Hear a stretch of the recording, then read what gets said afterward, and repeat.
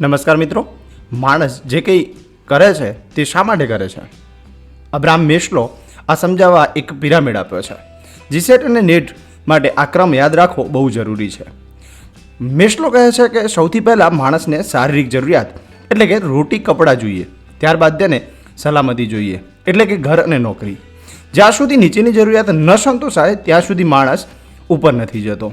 એકવાર પેટ ભરાઈ જાય પછી માણસ પ્રેમ અને સંબંધો શોધે છે. પછી તેને સમાજમાં માન સન્માન એટલે કે આત્મગૌરવ જોઈએ છે. અને છેલ્લે પિરામિડની ટોચ પર આવે છે આત્મ સાક્ષાત્કાર, સેલ્ફ એક્ચ્યુલાઇઝેશન એટલે કે પોતાની જાતને શ્રેષ્ઠ બનાવવી. ગાંધીજી કે મધર ટેરેસા આ કક્ષાએ હતા. તો હવે આ પ્રશ્નનો જવાબ આપો. મેસ્લોના પિરામિડમાં સૌથી છેલ્લે એટલે કે ટોચ પર કઈ જરૂરિયાત આવે છે?